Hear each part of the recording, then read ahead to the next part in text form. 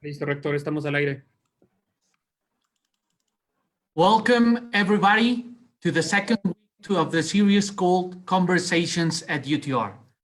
First of all, I want to share with you a video about the admission process here in Universidad Tecnológica de Retoño.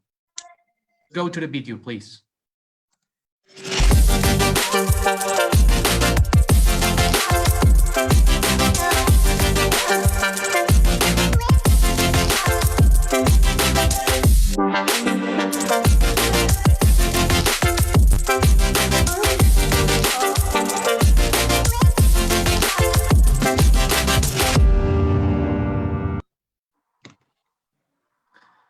Welcome everybody again to our series Conversations at UTR. This week we will have as a general topic health. In times like this, we all should be interested in this type of conferences in order to remain informed about what humanity is facing right now and what we can do to keep us safe. Bienvenidos a la segunda semana de Conversations at UTR. Esta semana tendremos como tema general la salud. En estos tiempos, durante esta pandemia, durante esta crisis que estamos enfrentando, es de sumo interés mantenernos informados acerca de este tema para saber con certeza lo que nos estamos enfrentando, cómo nos podemos cuidar y cómo podemos cuidar a los demás. La conferencia del día de hoy lleva como tema a 11 años de la pandemia H1N1 y el nuevo COVID-19. Como algunos de ustedes recordarán, en 2009 México atravesó una pandemia del cual fuimos centro o epicentro de la pandemia en aquel entonces y que terminó en una pandemia a nivel mundial. Por eso es un honor tener con nosotros hoy al doctor José Ángel Córdoba Villalobos, que en aquel momento fue secretario de Salud, y quiero platicarles un poco de su trayectoria. El doctor José Ángel es especialista en medicina interna, cirugía general y endoscopía digestiva. Además, cuenta con una maestría en administración pública, con especialidad en administración pública estatal y municipal. Entre las instituciones educativas en las que ha sido parte de su formación, se encuentra la Universidad Paul Sabatier en Toulouse, Francia, el Instituto Nacional de Ciencias Médicas y Nutrición Salvador Subirán y la Universidad Autónoma de Guanajuato, donde también se ha desempeñado como profesor titular de licenciatura y director de la Facultad de Medicina. Forma parte de la Academia Nacional de Medicina, la Academia Mexicana de Cirugía y la Academia Francesa de Medicina, así como en diversas asociaciones. Ha sido diputado federal, fue secretario de Salud en la administración del presidente Calderón y debido a su desempeño durante la pandemia de la influenza en 2009, en 2010 fue condecorado como Caballero de la Legión de Honor de Francia debido a su aportación por la salud a México y al mundo. Doctor José Ángel, es un honor que haya aceptado la invitación y pues decirle que aquí en la UTR siempre tendrá su casa y que pues estamos muy atentos a lo que hoy nos quiera platicar. Muchas gracias, doctor. Gracias a ti. Somos todo... ¿Perdón? Sí. Okay, es para mí un privilegio el poder participar con ustedes, sobre todo gente joven, gente activa, gente productiva, de una ciudad tan importante como Aguascalientes. Yo quiero decirles que parte de mi origen es de esa ciudad. Mi papá había nacido en Aguascalientes, después se vino a vivir a León. Y por otro lado, pues somos estados vecinos. Su casa la tienen en León, Guanajuato. Entonces estamos a 130 kilómetros de distancia. Entonces es un gusto y agradecerle particularmente al rector, un rector muy joven, le decía, a Emanuel Carrillo Martínez, que esté al frente de esta gran universidad con otra visión que también me sorprendió, de ser una universidad bilingüe, porque el futuro de nuestro país está en las manos de los jóvenes que puedan hablar diferente idioma al propio. Creo que esto les da una gran oportunidad y una ventaja sobre los demás, y en particular por la gran cantidad de industria, particularmente automotriz, que tienen ustedes en la ciudad de Aguascalientes. Voy a comentarles como una historia, cómo fuimos viviendo en aquellos tiempos la primera pandemia del siglo XXI, que fue la epidemia del virus de influenza H1N1. Quiero empezar por decirles que la historia de la humanidad ha estado llena, aparte de guerras, pero sobre todo de crisis sanitarias, y que la salud ha ido evolucionando poco a poco y particularmente ya en los últimos años de manera muy rápida. Que incluso el uso de microorganismos para provocar el daño a otros pueblos, lo que se llama guerras bacteriológicas, es algo que existe. Y desde las épocas de la historia, pues muchas veces las poblaciones se veían diezmadas cuando había una epidemia de algún germen que no conocían y llegaba y atacaba y moría mucha gente. En aquellos tiempos, por supuesto, antes de la ciencia, pues se pensaba que esto era una cuestión divina o espiritual y no se pensaba en la realidad que ahora podemos demostrar contundentemente que es causada por un microorganismo. Y es muy curioso que desde 1720, cada año, ha habido una pandemia. En 1720 hubo una pandemia de peste que devastó a una gran parte de la población mundial. 100 años después, en el 1820, otra pandemia de cólera que también trajo grandes problemas. Ambas son causadas por bacterias. Y finalmente, en 1920 y ahora en 2020, una pandemias causadas por virus. La de 1920 fue causada por el virus H1N1, pero era un virus que fue el abuelo o el bisabuelo del H1N1 que nos llegó a nosotros en el 2009. En aquella ocasión, en 1920, estaba, si ustedes se acuerdan, la Primera Guerra Mundial. Y esta epidemia había nacido en Inglaterra, en Alemania. Sin embargo, uno de los países que no estaba en guerra activa era España, y España fue quien empezó a tener los estragos de esta epidemia y fue quien la denunció o la informó al mundo, y por eso se le llamó influenza española.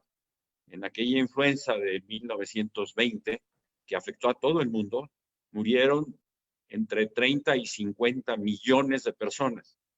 Y aquí en México murieron alrededor de 500,000 de personas. O sea, la influenza de 1918-19 en México causó más muertes que la Revolución Mexicana, para que se den ustedes una idea de la magnitud de estos eventos.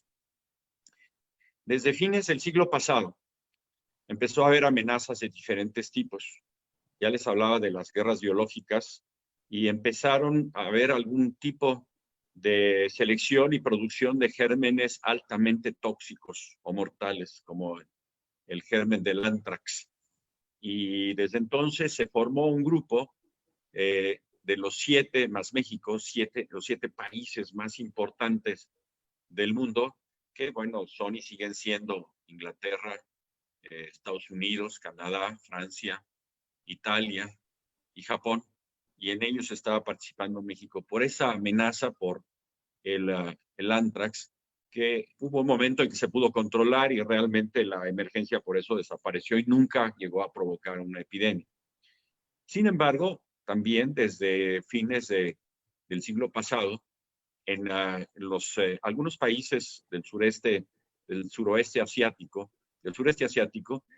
como Tailandia, como Indonesia, empezaron a presentar cuando había cuadros de influenza aviar. Esta es la influenza que se presenta en los pollos y que cuando da en los pollos a veces hay la necesidad de sacrificar millones de pollos. Y se empezaron a ver casos en donde el virus de esos pollos se transmitía a los humanos. La desgracia es que cuando ese virus se transmitía al humano daba una enfermedad gravísima.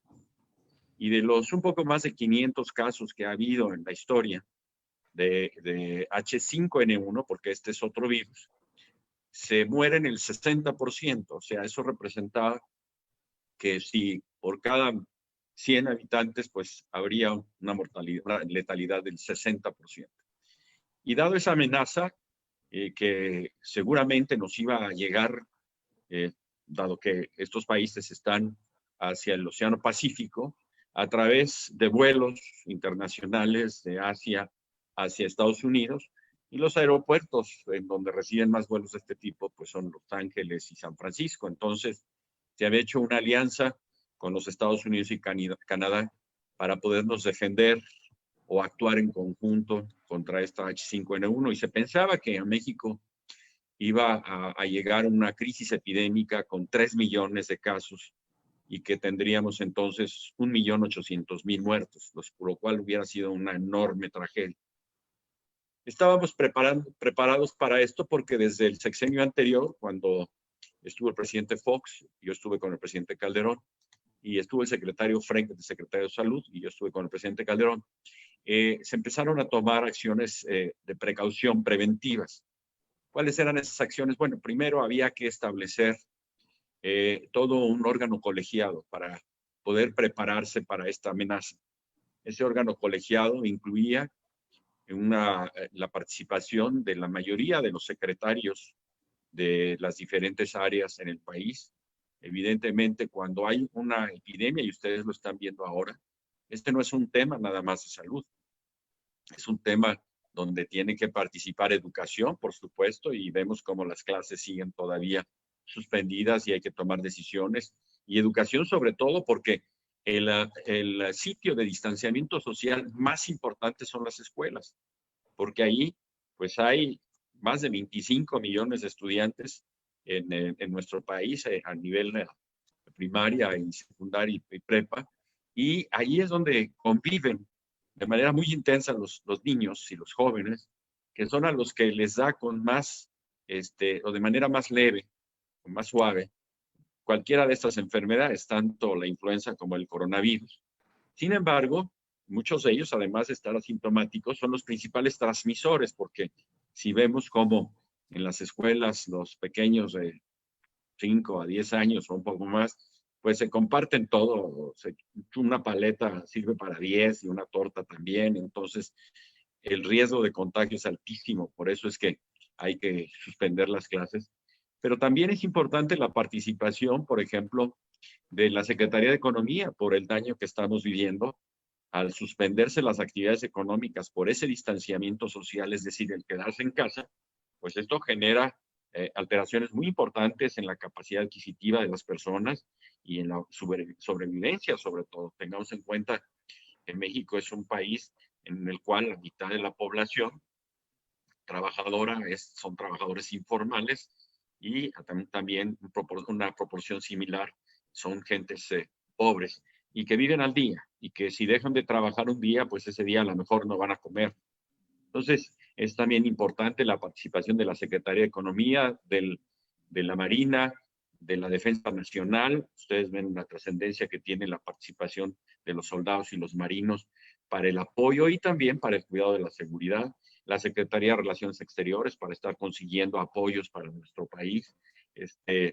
La Secretaría de Agricultura y Ganadería para estar consiguiendo también que haya alimentos, etcétera, etcétera. Entonces, estos trabajos se hicieron desde muchos años antes y además se tuvo la fortuna de que se había comprado desde el 2004 un medicamento que finalmente fue nuestra salvación, que es el oseltamivir, es el nombre genérico, llamado comercialmente Tamiflu. Ahora ya hay otros nombres comerciales, que no se sabía si iba a funcionar, pero sí había funcionado en las aves, en el caso del H5N1, pero no se sabía si iba a funcionar porque no había habido casos.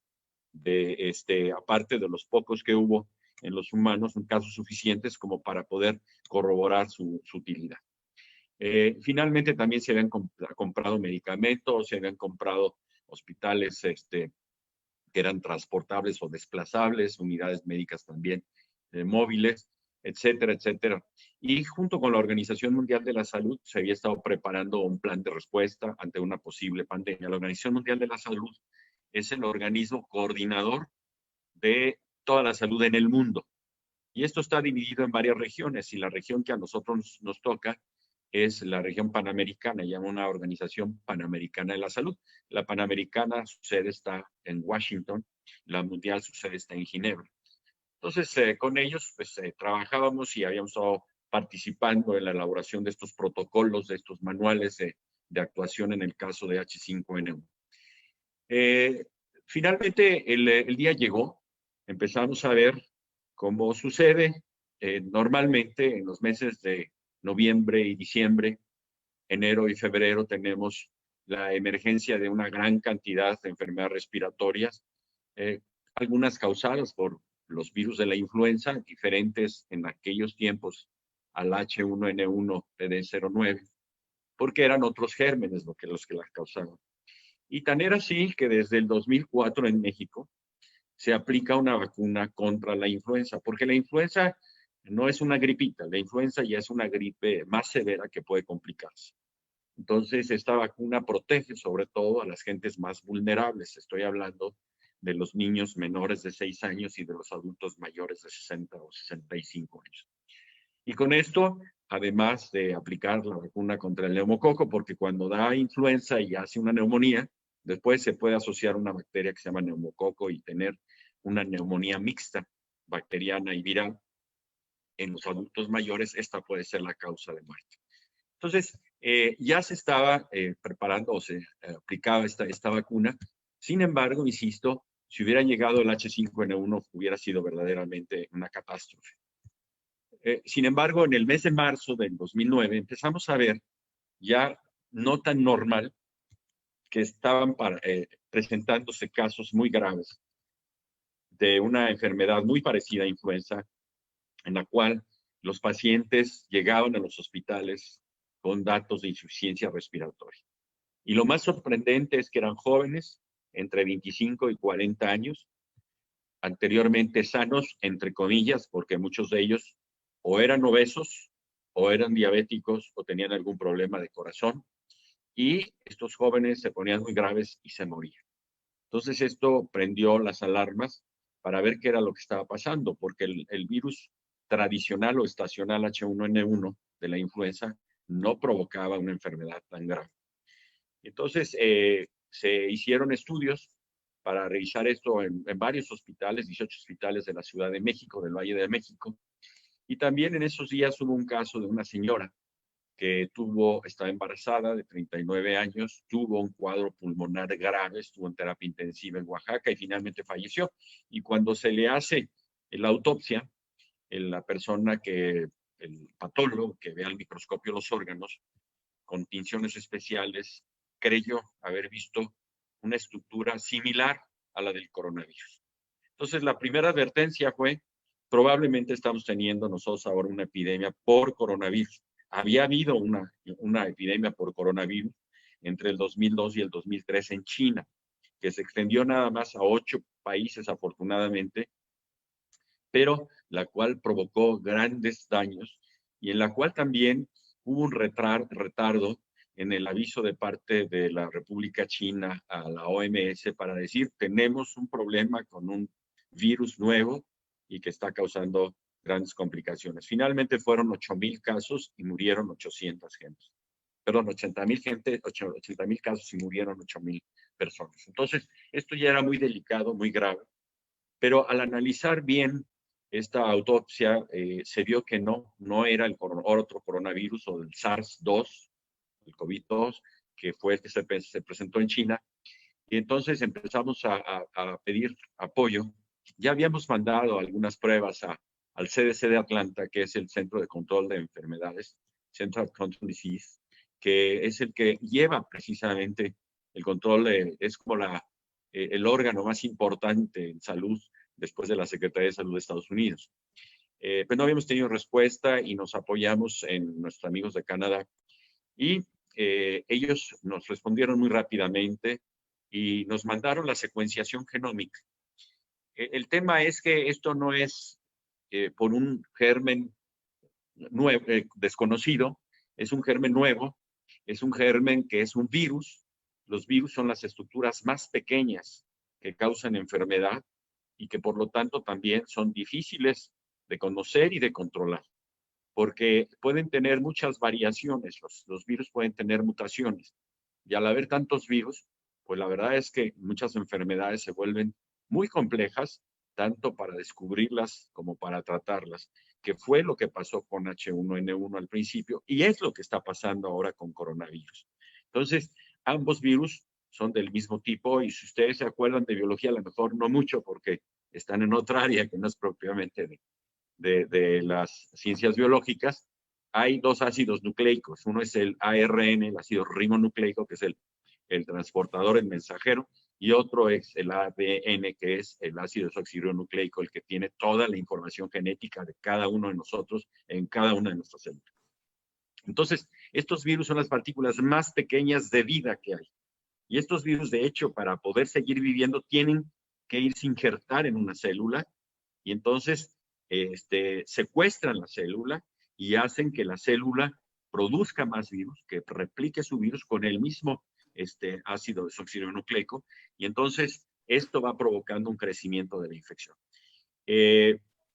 Esperábamos entonces un H5N1 y finalmente nos mandan la información de Canadá y nos dicen, es un virus nuevo, no descrito antes, es AH1N1, pero no es el mismo AH1N1 que de hace 100 años, bueno, casi 100 años, entonces eran 89 años, y es un virus altamente transmisible, de origen animal, igual todas las características del H5N1, y para el cual no sabemos su letalidad, o sea, que no sabían la gravedad con la cual o a cuánta gente iba a matar, ni tampoco sabemos si sirve algún medicamento para. Entonces, esto nos puso en una situación muy complicada. ¿Por qué? Porque, como lo dijo hace un momento el rector, nosotros fuimos el epicentro junto con Estados Unidos y Canadá. Aquí fue, junto con Estados Unidos y Canadá, donde empezó esta epidemia en el 2009, y entonces teníamos que echar a andar rápidamente todas las acciones. Y estábamos, cuando se descubrió ya el genoma del virus, estábamos en fase de transmisión comunitaria, o sea, estábamos en fase 2 y había que actuar de inmediato. Y por ello, de inmediato, la primera acción que establecimos fue el distanciamiento social. ¿Qué es lo que se ha hecho ahora? De quedarse en casa para evitar que haya más contagios, y la suspensión de las clases. Las actividades económicas de la mayoría de las fábricas no se suspendieron. Sí, las actividades de servicios, restaurantes, hoteles, etcétera, pero las otras no. ¿Por qué? Porque pudimos darnos cuenta muy rápidamente que el medicamento que teníamos era útil. Y entonces esto cambió radicalmente la perspectiva de la enfermedad. Uno como médico, cuando sabe que tiene un medicamento para tratar a un paciente, pues se siente tranquilo o casi tranquilo. Evidentemente hay pacientes que no responden a las terapias tradicionales, pero en este caso tuvimos la fortuna que todas las personas que se vieron con síntomas y que acudían tempranamente eran tratadas antes de los 3 días, todas prácticamente se curaron.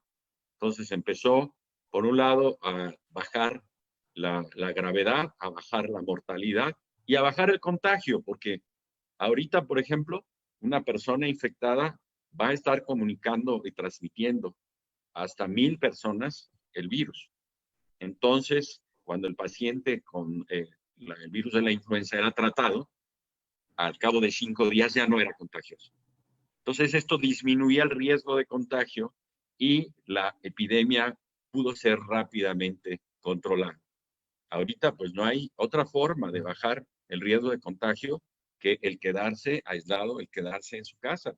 Por eso ha sido tan largo y tan tedioso y tan cansado y tan costoso esta epidemia, y la situación es igual para todo el mundo. Entonces, a nosotros nos ayudó mucho el haber tenido ese medicamento que ya estaba, como les dije al principio, comprado. Ya hubo nada más que convertirlo de polvito en pastillitas o en jarabe. Y además, por supuesto, desde entonces se establecieron todas las medidas higiénicas que ahora ya no las sabemos de memoria, ¿verdad? De no saludar de beso ni de abrazo, el estornudo de la etiqueta, que es estornudar en el ángulo interno del codo, el no tocarse la cara, los ojos, la nariz o la boca, porque si no nosotros mismos nos contagiamos.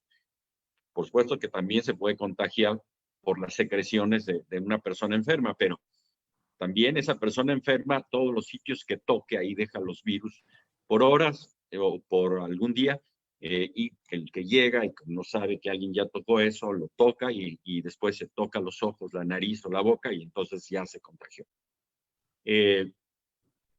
Desde entonces fue importante, pues, seguir todas estas recomendaciones, las medidas higiénico-dietéticas, el aislamiento social, pero sobre todo el pedirle a la gente que no se automedicara, porque entonces era muy frecuente que, sobre todo la gente muy activa, los jóvenes decían, a mí no me hace nada esta gripita, entonces me pongo una ampolleta, me voy ahí a una farmacia y pedían el antibiótico más potente de todos pensando que era una infección bacteriana y pues no, se ponían el antibiótico, medio atarantaban a la enfermedad, seguían con su trabajo habitual o su nivel de trabajo habitual y 2, 3 días después empezaban a sentirse más mal y al 7º día llegaban al hospital ya sin poder respirar.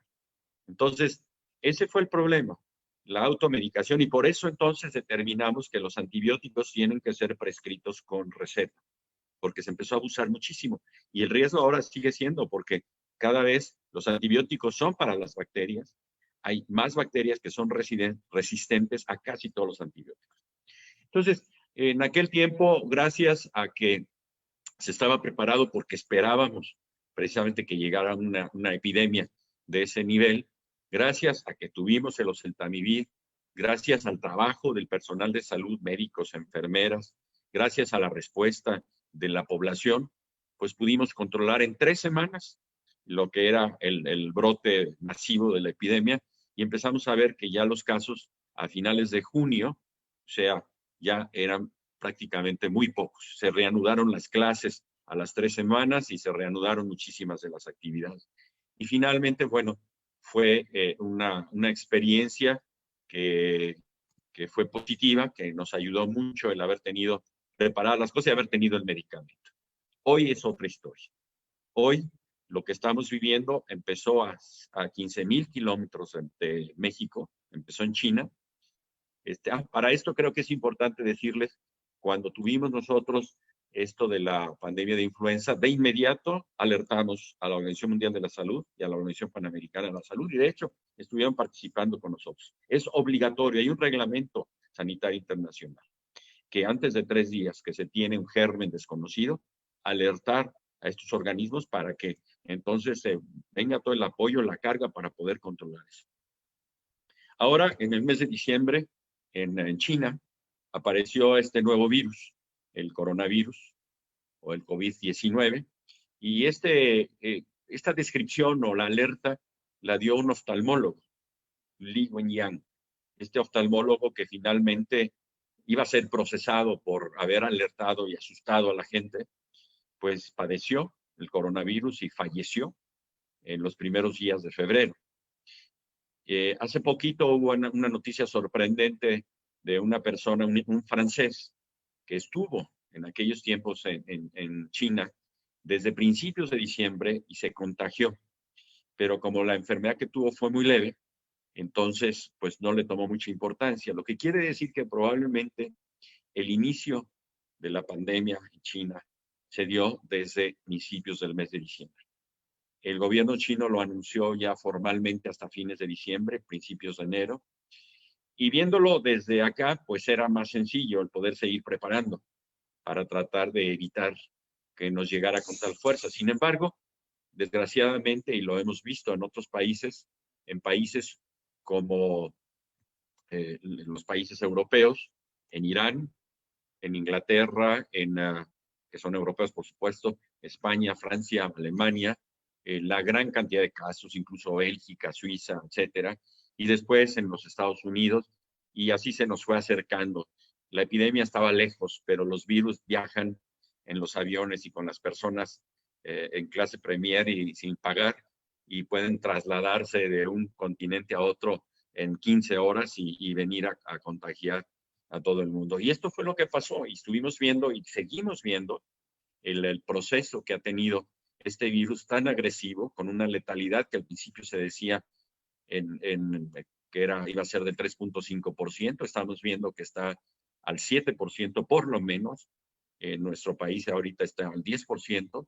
Les quiero comentar que en el caso del virus de la influenza, la letalidad fue abajo del 2%, o sea, no fue finalmente tan agresivo. Y además la existencia de medicamento contra coronavirus, no hay ningún medicamento. No hay ningún medicamento aprobado por la Organización Mundial de la Salud. Se está experimentando con muchos medicamentos. Sin embargo, no hay todavía un oseltamivir para dárselo al paciente y que el paciente se cure rápidamente. Hay que recordar que el 80% de las personas son asintomáticas o tienen síntomas muy leves. Ahí sí es como si fuera un catarrito. Sin embargo, hay un 20% que tienen síntomas graves, un 15%, y el otro 5% que necesitan terapia intensiva y el apoyo ventilatorio mecánico. Entonces, esto es lo que hace grave las cosas. Y es mucho más grave también, aunque no están exentos los jóvenes, pero es mucho más grave en mayores de 60 años y sobre todo cuando tienen alguna otra comorbilidad, como puede ser diabetes, como puede ser hipertensión, como puede ser cáncer, en fin, cualquier otra enfermedad que debilita el sistema inmunológico hace que las gentes se pongan más graves y tengan mayor riesgo de morir. Por eso es que ante los síntomas clásicos que ya conocen ustedes, particularmente y el más importante, que es fiebre arriba de 38 grados centígrados, el dolor de cabeza, el dolor de garganta, la presencia de tos seca continua, el malestar general, algunos síntomas gastrointestinales, puede haber diarrea o puede haber náusea, y la pérdida durante algunos días del olfato, anosmia se llama esto, debe de hacer alertar a las personas para que se vayan y se tomen la prueba.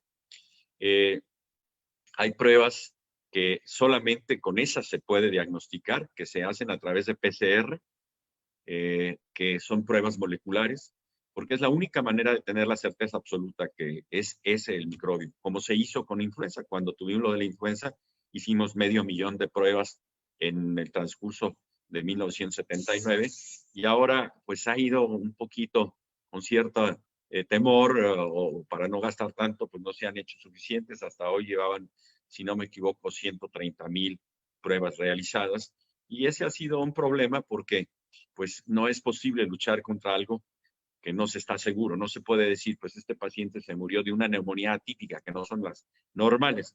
Pues si se murió de una neumonía atípica, ahora ese paciente casi seguramente se murió ahora de coronavirus. Entonces, esto es lo que ha motivado que tengamos este distanciamiento social, porque mientras no nos contagiemos el 70% de los mexicanos, no va a haber o haya una vacuna, no va a haber una inmunidad suficiente para cortar la transmisión del virus.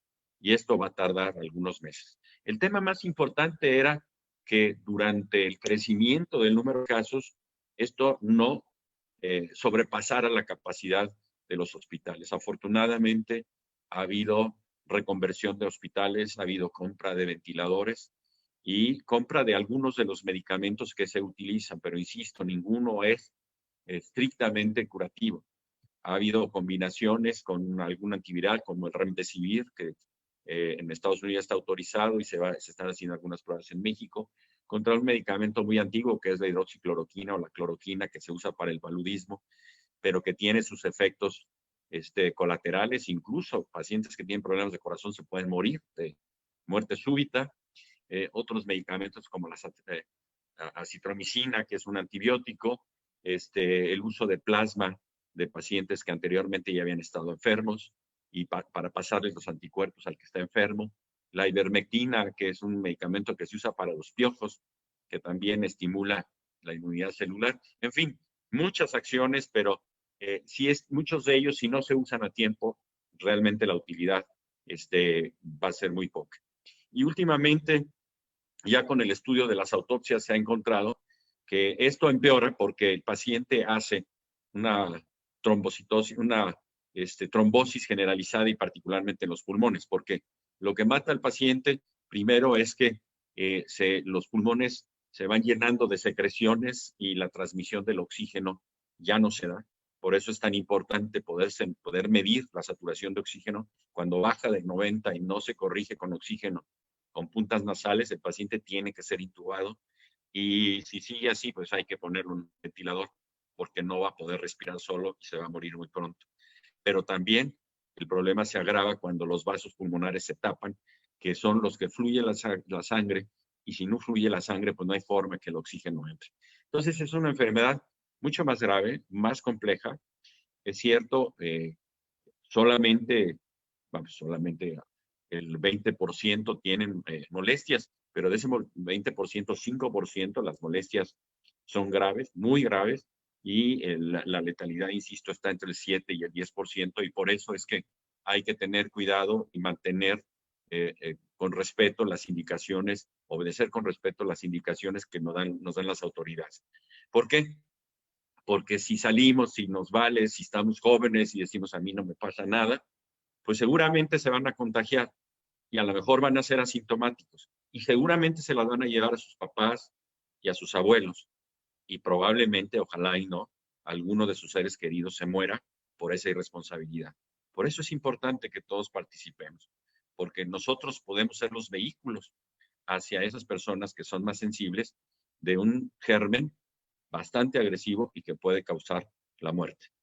Hay que tomarlo con mucha seriedad, hay que prepararnos para el reinicio de actividades, hay que seguir teniendo mucho cuidado, porque no quiere decir ya se reanimó las actividades y ya cada quien hacer lo que le dé su gana, no. Habrá que tener limitaciones para los aforos, es decir, el número de personas que vayan.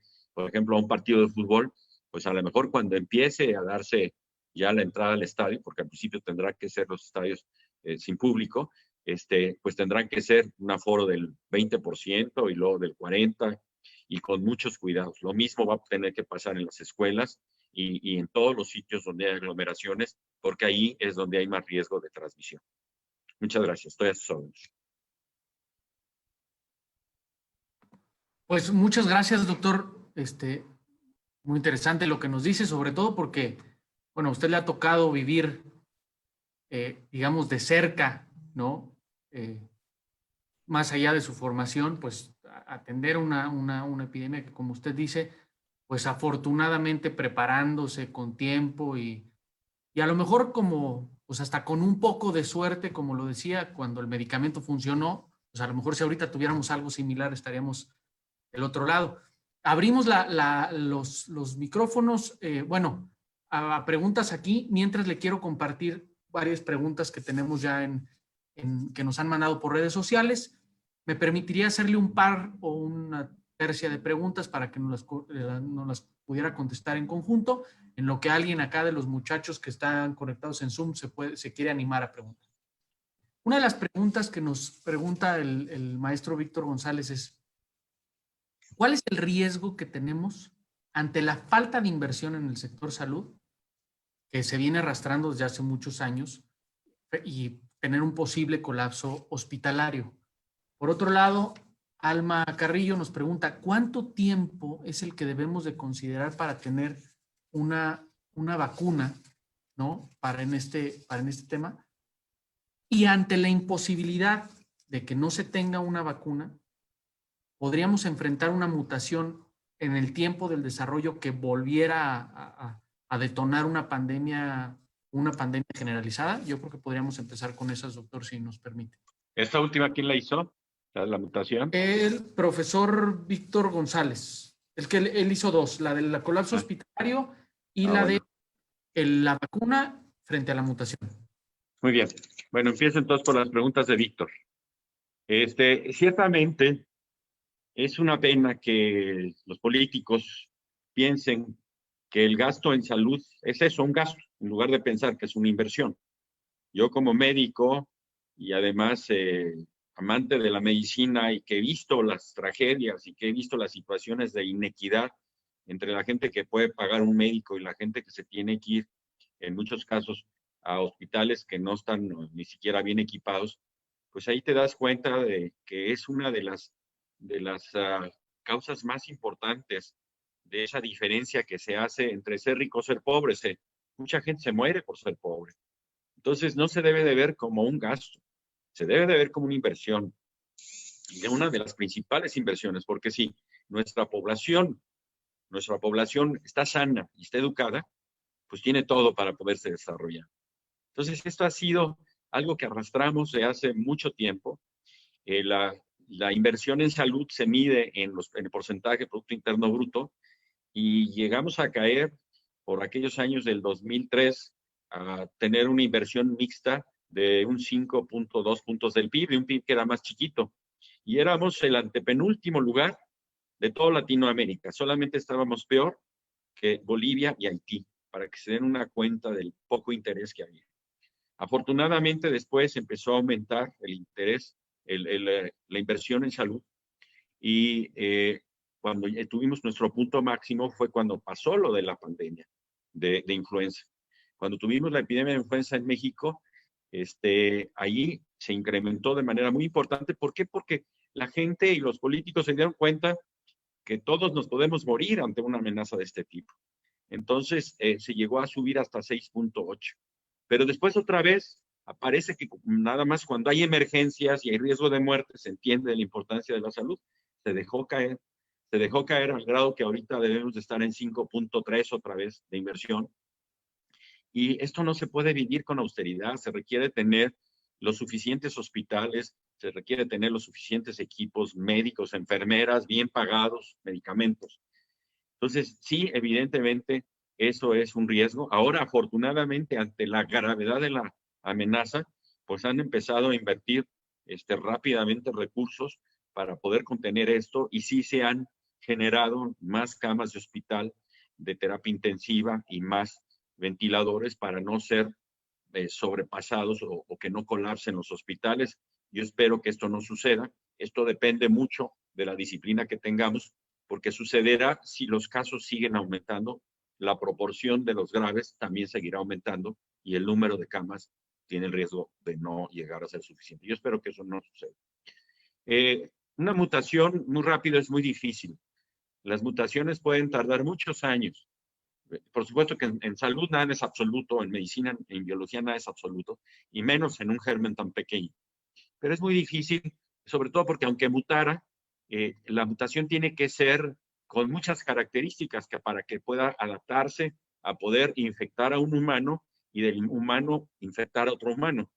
El H5N1 no ha llegado porque esos virus no han aprendido a que han infectado a 500 humanos o más de 500, pero a poder seguirse reproduciendo en los humanos y que los humanos se conviertan en ya los portadores y los que contagien a otras personas.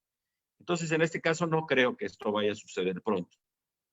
La vacuna, el hacer una vacuna no es nada sencillo, y particularmente con gérmenes tan pequeños. Estos gérmenes, primero, tienen que manejarse con cuidado. Tienen puntos antigénicos, que son pues los que causan la reacción y la enfermedad, que son una membrana que tienen alrededor, una cápside. Ahí hay ciertas proteínas, la parte de la estructura, y entonces se están ensayando diferentes vacunas para ver, antes de poder aplicar una vacuna, se tiene que ver primero su eficacia, a ver qué tanta inmunidad genera, por cuánto tiempo, y contra qué, específicamente contra ese virus o contra otro virus, etcétera. Y la otra cosa es su seguridad, porque las vacunas algunas veces para estabilizar el componente biológico de la vacuna le tienen que poner un adyuvante, y los adyuvantes ya en ocasiones han provocado reacciones alérgicas colaterales, por lo que esas vacunas no se pueden utilizar. Entonces, para que una vacuna llegue al mercado, tendrá que tener todas las pruebas de seguridad en todos los aspectos, de que sí sirve, de que protege bien y de que no hace daño. Entonces, eso además lo tenemos en todas las vacunas. Por eso es que esos movimientos que hacen en algunos países contra las vacunas son totalmente absurdos, porque se invierten millones de millones para tener un producto seleccionado y que sea útil. Pero va a tardar. Yo no creo que antes de fin de año tengamos una vacuna. Perfecto. Bueno, aquí también Marilu Pedrosa decía más o menos cuánto tiempo nos tardaríamos en encontrar una vacuna, que nos lo acaba de contestar. Lupita Martínez vía Facebook nos pregunta, ¿cuánto tiempo cree usted que nos lleve, digamos, ya salir a nuestras actividades, digamos, normales? La maestra Dulce Chávez nos pregunta, si usted estuviera ahorita como secretario de Salud, ¿qué acción haría diferente? Si usted así considerara que hubiese alguna. Y nos pregunta Natalia, la realidad ha cambiado indiscutiblemente por el COVID. Dice, ¿cuáles de estas medidas, digamos, o hay riesgo? No sé si ponerlo como riesgo, ¿no? Para entender bien la pregunta. Digamos, ¿habrá medidas que prevalezcan después de la pandemia como una nueva normalidad? Muy bien. Bueno, a Lupita y a Natalia. Primero, el tiempo para poder determinar qué acciones se pueden ya retomar como actividades, vamos, depende mucho de la cifra o del número de casos que se estén presentando. Hay algunas comunidades en el país en donde no han tenido casos ni están cerca de ciudades donde sí haya casos. Pues esas comunidades, ya lo han dicho, van a empezar el día 17, el 18, el próximo lunes, con clases y van a empezar con actividades y ya se han establecido cuáles son las actividades más importantes, la minera, la automotriz, etcétera, son varias, e incluso algunas actividades de comercio, pero van a tener que ser con todos los cuidados. Y estos cuidados, estas medidas, seguramente van a tener que prevalecer varios meses. Entonces, nos seguiremos viendo con cubreboca durante mucho tiempo. Seguiremos viendo que nos dan gel antibacterial o gel con alcohol. Seguiremos teniendo que evitar el tocarnos la cara. De alguna manera, el cubreboca y los lentes pueden servir, porque a la hora que tengan el cubreboca, si quieren tocarse la boca, pues se da cuenta que está tapada la pasada, ¿no? Y la nariz también. Entonces, muchas de estas acciones van a tener que seguir como un cierto distanciamiento social. Se podrán abrir fábricas, pero habrá que tener la distancia entre obrero y obrero. Tendrán ellos pues que tener todas las acciones higiénicas, y algo que creo que se tendrá que hacer es que se realicen más pruebas. ¿Para qué? Para que los trabajadores de una fábrica, cuando ya van a iniciar otra vez sus labores, tengan la certeza de que no se van a ir a contagiar a la fábrica. Pero la única manera de saberlo es ver si ya tuvieron a través de la medición de anticuerpos. Hay unas pruebas nuevas que van a servir para eso. O si trae síntomas, o aunque no traiga síntomas, ver si tienen a través de una prueba de PCR. De esa manera, se puede tener una certeza casi absoluta de que las personas que están laborando en ese espacio, ninguno de ellos va a contagiar a alguien o va a ser contagiado. Entonces, todas vamos a estar conviviendo con estas medidas de seguridad para tratar de evitar ese contagio. ¿Hasta cuándo? Hasta el momento, insisto, que ya el 70% de todos nosotros nos hayamos contagiado y que entonces ya venga la inmunidad de rebaño. ¿Qué quiere decir eso? Quiere decir que el otro 30% difícilmente se va a contagiar. O a lo mejor sí se contagia, pero muy despacito, o ya habrá vacuna, porque el virus, cuando trata de contagiar a alguien, digamos, o se entra en una persona, pero esa persona ya tiene anticuerpos, pues destruye al virus, y entonces ese virus ya se murió y la transmisión que un agente puede contagiar a mí, pues ya no se continúa. Entonces esto puede durar varios meses y hay que estarse acostumbrando. Lo importante es que la curva, la punta más alta de la curva ya empiece a bajar, a que se aplane, que sean menos y menos y menos casos, para poder empezar a reanudar actividades y con todas estas precauciones. Y Dulce, lo que preguntaba, bueno, como secretario yo he mencionado que para mí ha hecho falta hacer más pruebas.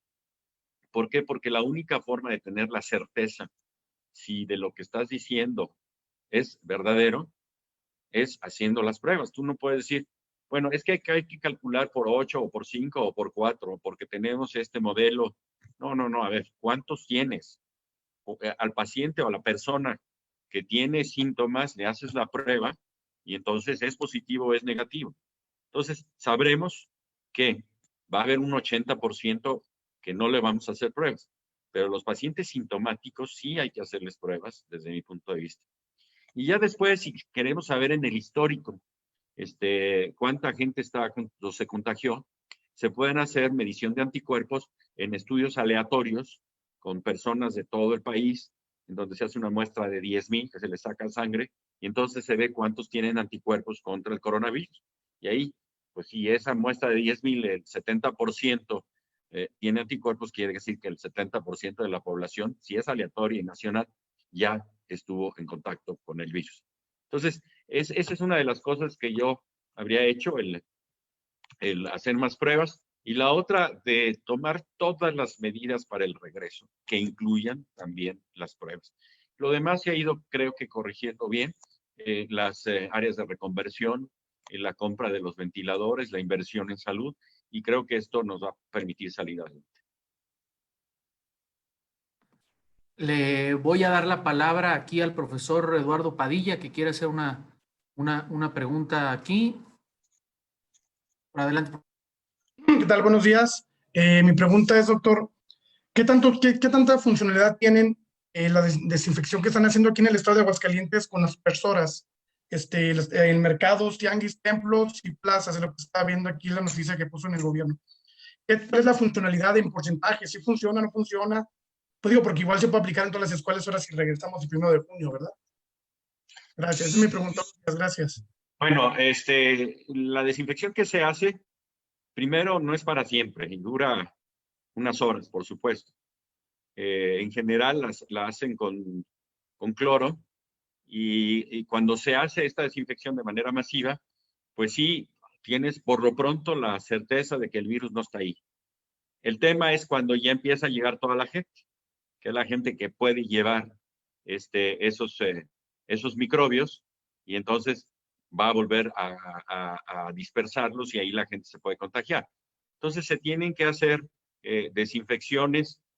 No tengo la certeza de cuánto tiempo dura el antiséptico, pero cada determinadas horas, o por lo menos a la hora que se abre un tianguis, pues hacerla generalizada y, y que la gente además traiga el cubreboca, porque si no, pues esa gente va a poner sus manitas para coger algún objeto, algún artículo, y luego no se lo llevó y ya dejó ahí aquello contaminado.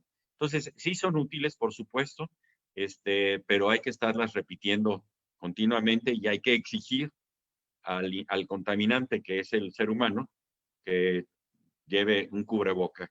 Idealmente también serían guantes, pero eso es muchísimo más complejo.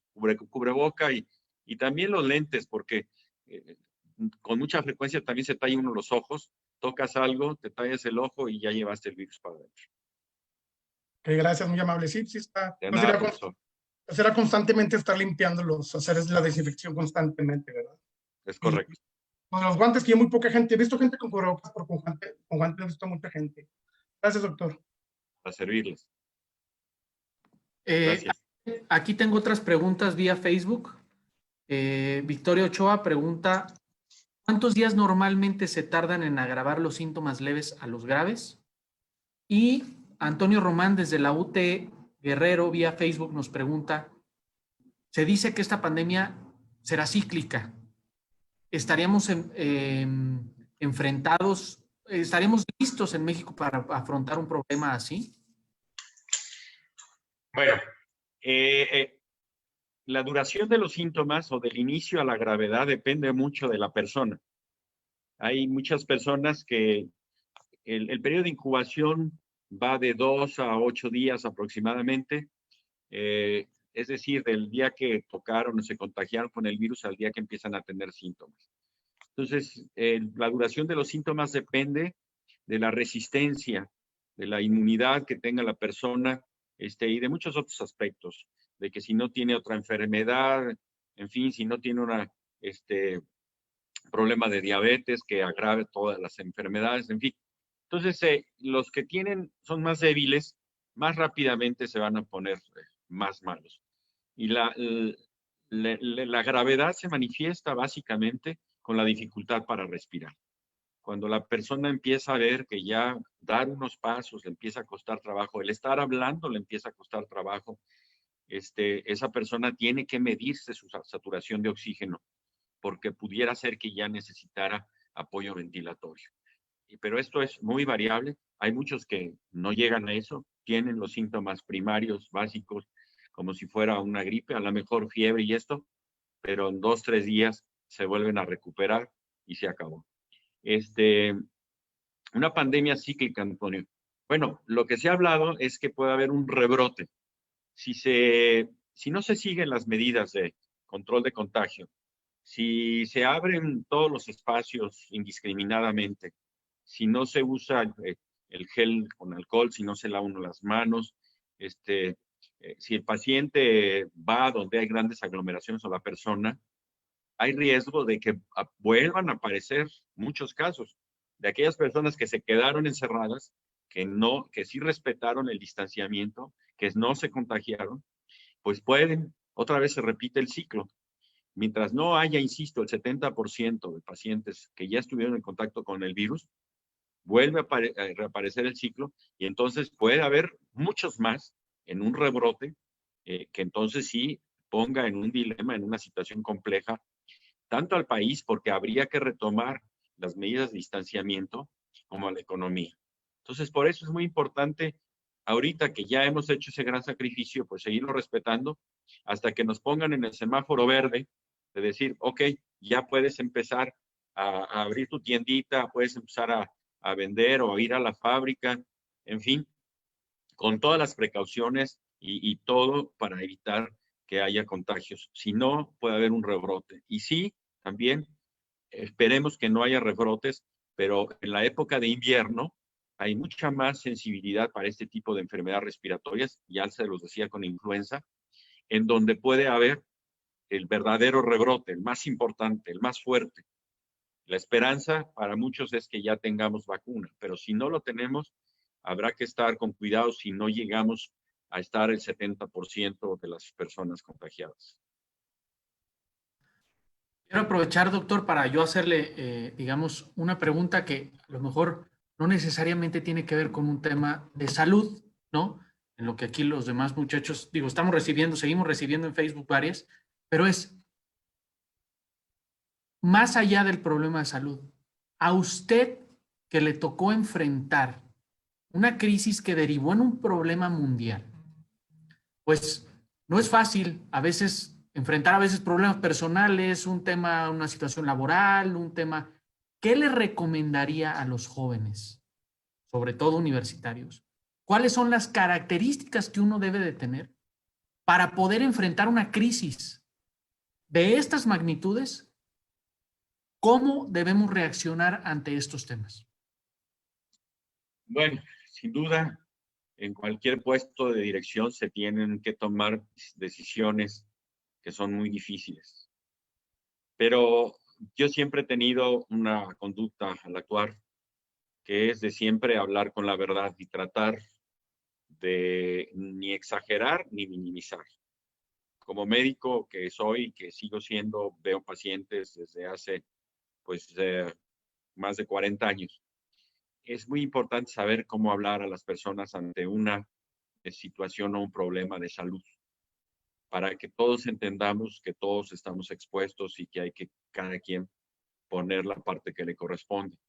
Entonces, aunque se sea joven, primero, pues uno cuando es joven eh, eh, tiende a no creer en muchas cosas, pero esto no puede ser inventado. A mí me llegaron a decir, y cómo yo había inventado la epidemia de influenza en México. Les dije, miren, si yo hubiera podido hacer esto con un invento y parado el mundo, pues yo no estaría aquí en México, ¿verdad? Estaría en otro lugar. Por supuesto que es algo verdadero, ni tampoco todo el mundo iba a estar fingiendo. Entonces, aquellas gentes que todavía no creen, pues la verdad es que asómense, vean las noticias, vean lo que pasa en otro lado del mundo y vean la cantidad de personas que han fallecido, y eso no son inventados. Entonces, cada quien hay que tomar con mucha seriedad esto, hay que poner lo que nos toca y también hay que ser muy solidarios. El joven sabe que muy probablemente si le da la enfermedad vaya a ser leve. Pues entonces, tomando todas las medidas de precaución, apoya a aquel que si sale, si le da la enfermedad, se muere. Entonces, ahí hay que ser muy solidarios con aquel que no tiene a veces ni qué comer, con aquel que no puede moverse o con aquel que no debe moverse porque al salir puede contagiarse. Y estoy hablando a lo mejor de sus papás o de sus abuelos.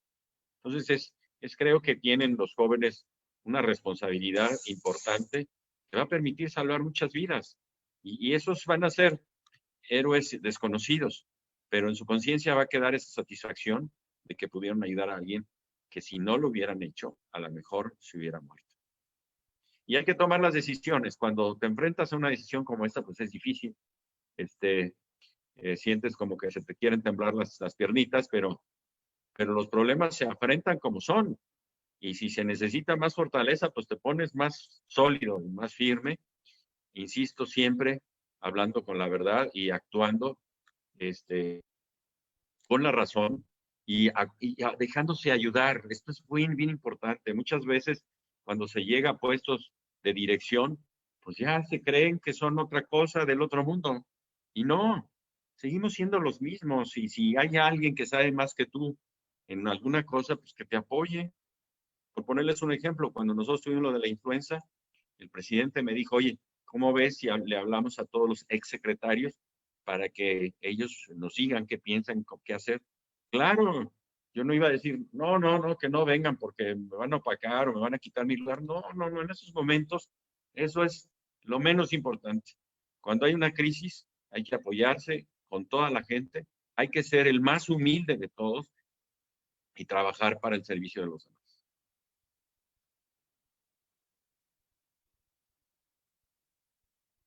Muchas gracias, doctor. Voy a dar la palabra aquí en ese orden para que de manera breve nos den sus preguntas a Mario Medina, a Ivonne Rivera y a Litsi, para ver si de manera breve nos pueden compartir sus preguntas. Adelante, Mario. Ok, primero nada, buenas tardes, doctor. Yo soy Mario y mi pregunta es acerca sobre el presidente del gobierno del estatal acaba de dar a conocer el plan que tiene para reanudar actividades. Yo quiero saber si usted opina o piensa que es la mejor manera de hacerlo, o si usted fuera su caso, ¿usted qué hubiera hecho para reanudar las actividades ahora? Gracias. Mira, no conozco el detalle, sí conozco a tu gobernador, sé que es una gente capaz, una gente que ha trabajado duro. Aguascalientes, de hecho, va muy bien, pero no podría yo, si no tengo los documentos, pues poder opinar sobre eso, es complicado. No, pero yo hablaba o sea, del federal, más bien, perdón. Ah, ok. Bueno, sí veo y creo que han hecho un análisis profundo los secretarios, tomando en cuenta varios factores, por supuesto, el primario, que es el de salud, y el secundario, en cuanto a importancia, es la economía. Entonces, hay que ser muy cuidadosos para tratar de relanzar la economía en el país sin poner en riesgo la salud. Entonces, ahorita han dejado ver que va a haber o tiene que haber esos protocolos para regresar sin riesgo para los trabajadores. Espero yo que esos protocolos, como lo hemos mencionado, incluyan el distanciamiento entre trabajador y trabajador, el uso de cubreboca, incluso si el trabajo que hacen no permite el uso de guantes, la realización de pruebas previas, la honestidad de si se traen síntomas, no ir a trabajar, o en el caso de un niño, si los padres trabajan los dos, pues dicen, ¿y ahora qué hacemos con el niño? Pues mándalo así. Pues no hay mandar a un niño enfermo, porque puede ser portador del virus. Y entonces, con todos esos cuidados, y además, pues desde la entrada, el gel alcohol, estarlos continuamente motivando para que no se estén intercambiando alimentos o sea, no se estén tocando los ojos, la nariz, la boca. Todas esas medidas que ya sabemos, e insisto, las pruebas para poder tener mayor seguridad de que ahí no va a haber un foco de contagio. Pero yo creo que lo han estado haciendo bien, han estado trabajando y bueno, tendrán que ir especificando cada medida. Hoy nada más escuchamos las medidas generales, las áreas económicas más importantes de arrancar y habrá que ir viendo cómo se comporta esto, porque también siempre puede haber el riesgo de un rebrote y tenerse que echar para atrás otra vez y adoptar las medidas de distanciamiento más enérgicas. Pero no nos podemos quedar así tampoco. Perfecto. Adelante, le damos la palabra a Ivonne Rivera aquí, por favor. Sí, muchas gracias. Y primero que nada, buenas tardes, doctor y rector. No es una pregunta, solamente es un comentario. Creo que en relación a todo lo que se ha dicho, algo que debemos de tener nosotros presentes es ser pacientes con esta situación.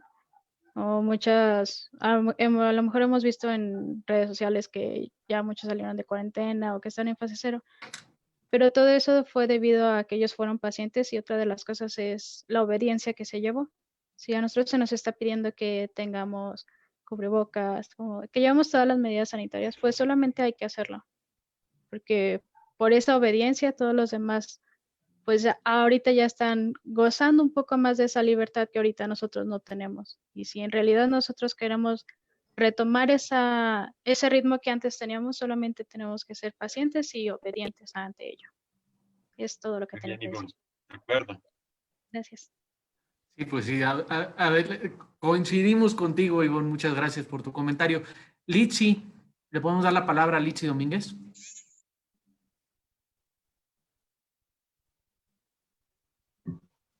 Hola, buenas tardes a todos. Bueno, mi pregunta es que si antes de diciembre podría existir algún medicamento o algo que lo pueda controlar. Y bueno, no sé si también puedo decir otra pregunta, ya que tengo otra. Sí, sí, sí. Primero esta y luego. Bueno, también ¿qué seguridad se le da a la población longeva? Ya que, o sea, se piensa que retomemos las actividades para el 1 de junio, si Dios, o si todo va bien, por ejemplo, las personas que viven, no sé, con sus abuelitos, o que tienen que ir a estudiar. ¿Qué seguridad se les da que aquellas personas no puedan ser como, puedan adquirir la enfermedad? Pues, no sé si me voy a explicar. A ver, doctor, no sé. No te entendí bien, no le oí No, bien la pregunta. yo ¿Tú más la o menos lo escuchaste mejor? escuché. Yo más o menos lo escuché, si quieres la comparto. La primera es, antes de la vacuna, antes de Sí. diciembre, ¿podría haber algún medicamento con el que se pudiera controlar el tema? Y Sí. la otra pregunta, Litsi dice, ¿qué seguridad o qué le tenemos que dar como seguridad a las personas que de repente ya tienen que ir a trabajar pero viven con sus abuelos o en sus centros de trabajo? ¿Qué les tenemos que garantizar para que puedan reanudar actividades? Bueno, medicamentos ya hay, pero están en etapa de prueba, sí. Ya les hablaba yo del Remdesivir, que es un antiviral que ya están usando en Estados Unidos y ya se están haciendo pruebas clínicas en México. Pero antes de utilizar un medicamento masivamente o que sea autorizado, se necesita que hayan corrido esos protocolos para ver si realmente hay una diferencia en beneficio del paciente. Yo sí creo que de aquí a fin de año, muy probablemente, o antes, vamos a tener uno, dos o tres medicamentos, no sé, que puedan ser útiles, igual que, por ejemplo, el uso de plasma de los enfermos que ya padecieron. Cuando una gente tiene la enfermedad, entonces les puede sacar sangre y la parte amarilla de la sangre es plasma. Y ahí van los anticuerpos. Y se están empezando a hacer pruebas para ver su utilidad y hay en algunos estudios respuestas interesantes de que pueden a veces hasta salvar la vida. Entonces, vamos a seguir viendo avances en materia de tratamiento. El hecho de que, como digo, ahora también no es nada más la infección por el virus, sino las alteraciones de trombosis en los vasos, pues ahora ya se les da enoxaparina, que es un anticoagulante, en etapas tempranas para evitar que esto suceda y esto ha ayudado a salvar vidas. Por otro lado, la seguridad ¿para quién? Para la gente que va a trabajar y luego regresa a su casa, pues se la tienen que dar en su empresa cuando trabajan en una empresa. Cuando no trabajan en una empresa y es una gente que vende cosas, digamos, comercio informal, pues tendrá que tomar todas las precauciones. Y en ese sentido, hasta cierto punto, bueno, un restaurante sí puede ser llamado empresa y se les puede exigir que tengan todos los controles. Pero una gente que individualmente vende, vamos a decir, hot dogs en un carrito, pues tendrá que cuidarse, pues con cubrebocas, guantes y también pedirles a los comensales que también lo hagan y que no consuman ahí, porque si no resulta muy complicado. Creo que lo de la comida para llevar va a seguir teniendo éxito durante algunas semanas, precisamente porque evitas el contacto, tanto para la gente que lo provee como para la gente que lo recibe. pero seguridad así, absoluta. Entre más formal sea el lugar donde se trabaja, puedes tener más garantía de que van a estar mejor protegidos los empleados. Entre menos formal, más difícil, porque es más caro también. Claro. Doctor, si le parece, pasamos a una última pregunta que nos mandan vía WhatsApp y Sí. concluimos. Hace rato usted hablaba que en el caso de la influenza española, por aquí lo anoté, hubo 30 millones de muertes a nivel mundial. En aquel entonces teníamos 1.860 millones de personas. Hoy en día tenemos más de 6.000 y las defunciones al día de hoy digamos a nivel mundial son cerca o poco menos de 300.000. En el caso de México, pues 3.500 y en el caso de Aguascalientes 16. Hay estudios, digamos, que han realizado universidades como Stanford, que es justo la pregunta que nos mandan, donde ellos aseguran que la tasa de letalidad o mortalidad del COVID es menor a una gripe común. Digamos, la pregunta que nos mandan por Facebook es, con estas cifras, digamos, ¿dónde están los muertos que justifican estas medidas que comprometen la economía y que podrían desatar más muertos? A lo mejor hay que decirlo así como lo redactan, más muertos de hambre que por COVID. Bueno, el precio de una vida es cualquier cantidad de dinero que existe en el mundo. Lo primero es eso. O sea, para mí, como médico, como persona, creo que es lo prioritario salvar las vidas de las personas. La cantidad de muertos que hubo en la influenza española, pues fue enorme porque no había ninguna forma de contenerla. No había ni siquiera medicamentos. Se calcula entre 30 y 50 millones en todo el mundo y en México de 500,000 de personas. Ahora van nada más 300,000, pero 300,000 es mucho más de lo que se han muerto en cualquier conflagración mundial. Bueno, de nuestros tiempos, no de aquellos tiempos.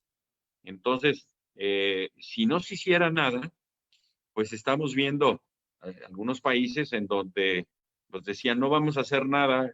En Inglaterra lo dijo Boris Johnson, total van a haber 20,000 muertos y resulta que cuando le dio, pues sí empezaron a hacer, pero ya un poco tarde y ahorita ya llevan más de 30,000.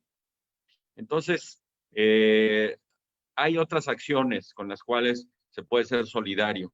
Quizás en nuestro país es más complicado, pero hay otras acciones que los economistas saben y de cómo apoyar a la gente que no tiene recursos para que pueda sobrevivir y que no sea esto tan grave.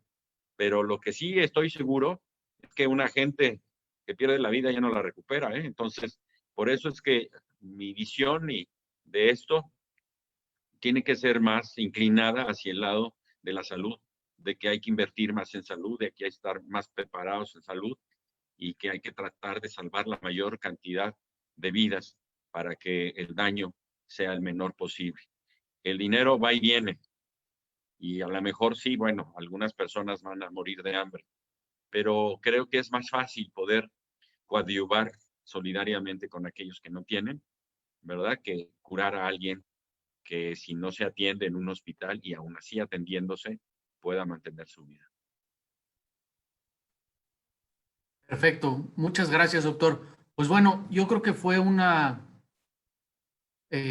pues una plática bastante interesante. A mí la verdad es que me sorprendió en lo personal varios datos que no conocía, como el tema de que pues en algún momento, lo digo así sin demeritar el esfuerzo, digamos, de todas las autoridades de salud, en algún momento en la crisis anterior, o prepararnos para una crisis que no llegó, nos sirvió para una como la que sí llegó, que fue H1N1. Los datos de por qué se está reaccionando así, en el que dado caso que, pues como nos decía, no hay un medicamento, no hay algo que tenga una prueba como tal, no tenemos una vacuna, tenemos una transmisión rápida. También este tema de decir, pues el contagio, pues a lo mejor no es como nos lo platicaron, sino la transmisión llega en aviones en 15 horas, como nos dice, ¿no? Pero bueno, hoy nos queda, desde mi punto de vista, pues como lo decía Ivonne, ser pacientes, ser responsables, pensar en los otros para poder gozar de las libertades que a lo mejor unos ya lo están pudiendo hacer. Y pues no me restaría más que cederle la palabra de nuevo al doctor para que a manera de conclusiones finales nos pueda pues comentar, digamos, alguna reflexión final. Bueno, primero, gracias por la invitación. Es un placer siempre estar con los jóvenes. Yo fui maestro y director de la Facultad de Medicina durante 33 años y decía que mi mayor gusto de ir a la facultad era porque el estar con los jóvenes me hacía sentir menos viejo. Entonces siempre es una bendición. Segundo, que entendamos que lo más importante para el desarrollo de una sociedad es la salud primero, después la educación y después las oportunidades de desarrollo. Porque si no, pues entonces las personas, si no están sanas, no pueden estudiar y no pueden trabajar. Pues por eso tenemos que empezar por esto. Y tercero, que en los gobiernos yo hago votos para que se tenga la conciencia de que hay que invertirle más a salud, porque si se tiene una población sana, nos va a ir mejor a todos. No hay que dejar de lado la trascendencia que tiene el que la gente esté sana. Y por supuesto que esto no es nada más tener buenos hospitales, también es tener buena alimentación, tener acceso a los alimentos, tener otros satisfactores, más bienestar, eso estoy de acuerdo. Pero para ir construyendo, hay temas que son fundamentales y el más importante es el de la salud. Y ese es un tema que a todos nos va a tocar. Entonces, ojalá ahora que muchos se sienten totalmente seguros de que no pasa nada, pero ojalá sí sea. Pero si tenemos una experiencia negativa o sin tenerla, tengamos en cuenta que hay que pensar por los demás, que sí están sufriendo, que la están pasando mal y que hay que ayudar a esas gentes desposeídas que a veces no tienen ni qué comer o están con sus enfermos día y noche y que algunas acciones solidarias tan importantes hemos visto ahora que también son frecuentes afortunadamente en nuestra población. Muchas gracias. Pues muchas gracias, doctor. Como le decía, la UTR siempre estará abierta para escucharle.